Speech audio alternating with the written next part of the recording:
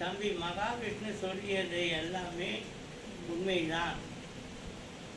அவர் சொல்லியது சொல்லக்கூடாத இடத்தில் சொல்லியது தான் தவறே தவிர, சொல்ல வேண்டிய இடத்தில் அவர் சொல்லியிருந்தால் அதனுடைய மதிப்பு பல மடங்காக இருக்கும். சித்தர்கள் சபையில் பேச வேண்டியதை சிறுமிகள் முன்னால் பேசியது தான் தவறு. அவர்களே பாதிக்கப்பட்டவர்கள் முன்னிலையில் போன ஜென்மத்து பாவம் இந்த ஜென்மத்து புண்ணியம் என்று பேசினால் அதை எப்படி மாற்றுவது என்று வழி சொல்ல வேண்டும் அல்லவா? சொல்ல முடியுமா?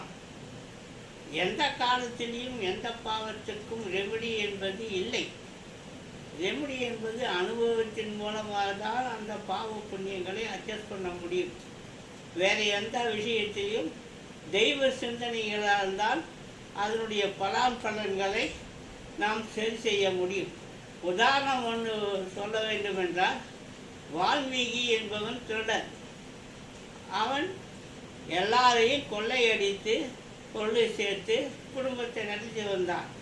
அப்படிப்பட்டவனை நாரதர் திருத்த வேண்டும் என்ற எண்ணத்தில் அங்கு போய் நின்று அவன் நகையுடன் போயிருந்த பொழுது எடுக்க முயற்சித்த அவன் தோற்றுவிட்டான். பிறகு ஏன் எடுக்க முடியவில்லை என்று கேட்டதற்கு, நீ உன் குடும்பத்தாரிடம் சென்று சொல், நீ செய்த பாவத்தை அவர்கள் ஏற்றுக்கொள்கிறார்கள் என்றால் நீ வந்தவுடனே இது தானாகவே உன் கைக்கு வந்து விடும் என்று சொன்னார். அதை அவர் போய் கேட்க யாரும் அதை ஏற்றுக்கொள்ள சம்மதிக்கவில்லை. இருந்தாலும் திரும்பி அவன் நாரதரிடமே வந்து தான் தோற்றுவிட்டதையும் யாரும் ஏற்றுக்கொள்ள விரும்பவில்லை என்றும் உண்மையை சொல்லியிருக்கும்போது, அப்பொழுது நாரதர், சரி, உனக்கு உன் பாவங்கள் கரைய வேண்டுமென்றால் சுலபமான வழி சொல்கிறேன், அதை செய்கிறாயா என்று கேட்டதற்கு அவர் ஒரு வழி சொன்னார். எனக்கு என்ன மந்திரமும் வாயில் வராது, என்னால் பேச முடியாதே அப்படி என்று சொன்னதுக்கு, இந்த மரத்தின் பேர் என்ன என்று கேட்டார். மரம் என்றார். இதையே சொல்லி கொண்டு வா, உனக்கு எல்லா நன்மைகளும் ஏற்படும் என்று சொல்லி, அப்பொழுது நீ எங்கே செல்வாய் அப்படின்னு கேட்டதுக்கு, இங்கேயே தான் இருப்பேன், நீ நல்ல நிலைமைக்கு வரும் வரை இங்கேயே இருந்து உனக்காக நான் இங்கேயே காத்திருப்பேன் என்று சொன்னார். அப்படி அவர் மராமர் என்று சொல்றது அவருடைய வாழ்க்கையை முக்தி நிலைமைக்கு கொண்டு போய் வால்மீகி ராமாயணம் என்ற ஒரு ராமாயணத்தை எழுதக்கூடிய நிலைமைக்கு கொண்டு போய் விட்டது.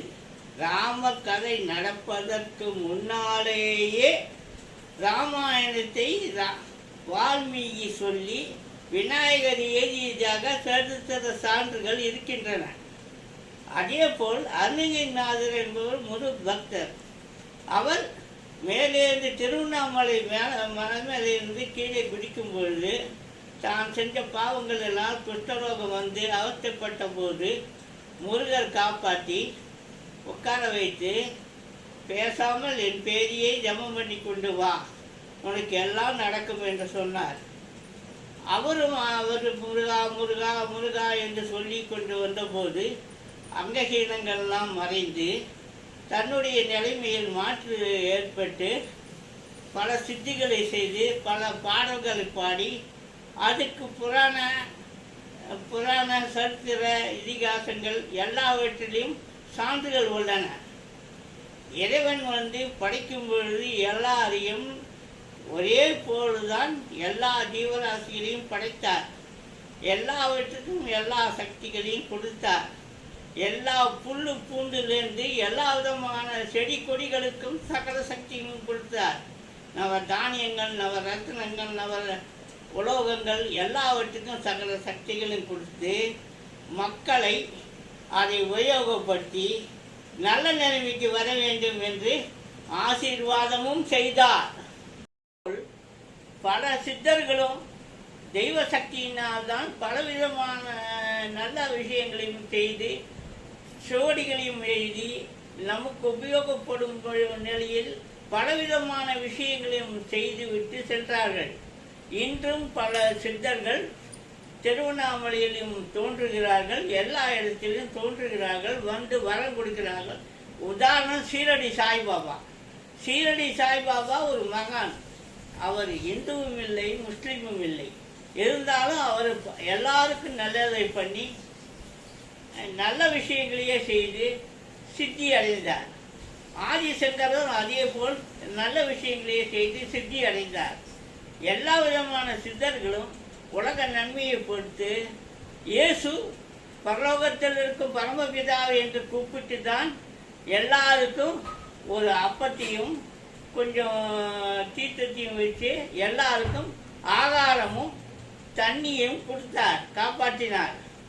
3வது நாள் உயிர் தெழுந்தார். எல்லாவற்றுக்கும் சரித்திர சான்று இருக்கும்போது தெய்வ சங்கல்பம் இல்லாமல் எந்த மனிதனாலும் எந்த ஜீவராசிகளாலும் பிழைக்கவும் முடியாது, வாழவும் முடியாது. இதை அவர் சொல்ல வேண்டிய முறையை சொல்லாமல், சொல்ல வேண்டிய இடத்தில் சொல்லாமல், நிலைமை தவறி போன இடத்தில் சொல்லியது தான் தவறு. அதனால் அவருக்கு அவப்பெயரும் கஷ்டமும் வாக்குவாதமும் ஏற்பட்டது. இதுதான் உண்மை.